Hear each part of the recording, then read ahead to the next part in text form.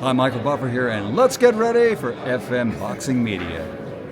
This is Frankie Morgan here from FM Boxing Media, brought to you by the high protein company For You Hair Products and the Giggling Pig Co.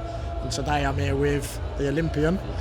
How does it feel being called an Olympian? Because even being in the Olympics is good enough, let alone winning a medal in it. Yeah, absolutely. Obviously we're a year and a bit past post Paris now, but people still, come up to me very regularly talking about it, and I'm all here for it. It's such a special sort of accolade and achievement, and that will live with me forever for sure.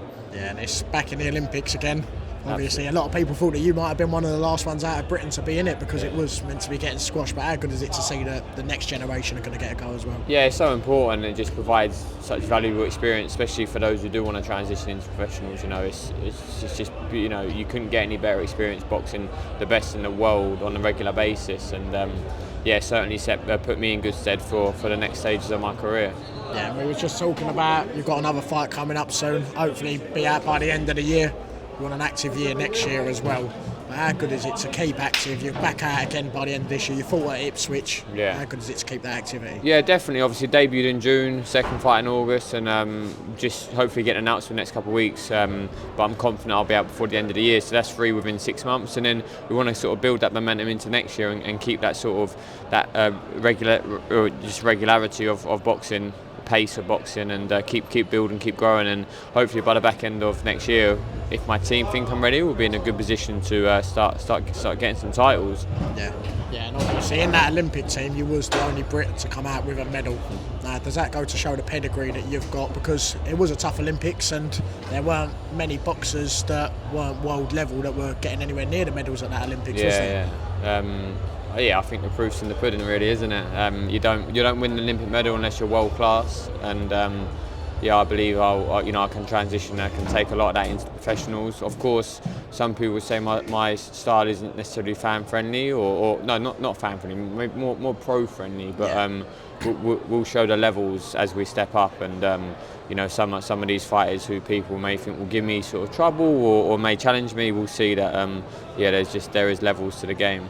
Yeah, and obviously the Olympians this week have been big talk. Ben Whittaker just gone over to Matchroom. Yeah. How good's it feel that even when he's going over to Matchroom now, he's had the Liam Cameron fights and all of that, but everyone still knows him as the Olympian. Of course. It goes to show how big the Olympics actually is for boxing, don't it? Every single ring announcement, when they're saying who's fighting or who's coming to the ring, always will be Olympian, Olympic medalist, Olympic silver, Olympic bronze, Olympic gold, because that stays with you forever, and there's such a respect and accolade around that. So yeah, very special.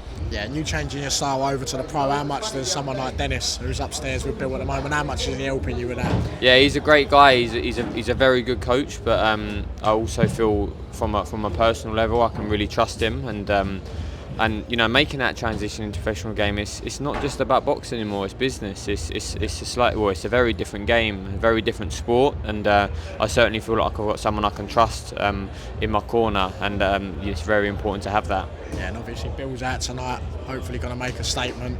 How confident do you feel in Bill's ability to go all the way in this game? Yeah, he's a real deal. He's so fit. He's very diligent in training. Trains very hard, and very skillful as well. And he can dig, and he can take a shot as well. Obviously, we don't want to see him take shots. We're very conscious about the brutality of the sport, so we want to take as little punishment as possible, but we also want to dish some out, and I'm confident Bill has got a very exciting future. He's also younger than me. He obviously turned pro at 21 years old, and I think it's his 8th fight tonight, and I'm confident he'll get through tonight and then move on to next things heading into the new year. Yeah, and obviously you've mentioned that you want titles next year. You want to be aiming for the titles by the end of next year. If it was to give it 3 years, what would be your ideal? Would it be headlining at Colchester Stadium? Would that be number one for you, or are you more bothered about the belts? Listen, I would love to bring boxing back to Colchester. I think we haven't had it in Colchester maybe forever. So I would love to bring it back. Other than the odd white collar fight. Yeah, well, if you want to say that, but I'm not gonna plug those too much. But no, I'd love to bring it to Colchester, and the people, the city of Colchester, are getting behind me. Not even Colchester, surrounding areas as well. So give it a few years, and we'll be at that stadium. Yeah, and you were saying about how many tickets you sold even when you was at Ipswich. Do you think that is in the future, selling out Colchester? Because how many's at old Colchester? 10 to 15,000? 10. And I think that's achievable as well. You know, it's not such a big stadium where we ain't going to do that. I think it's an achievable number.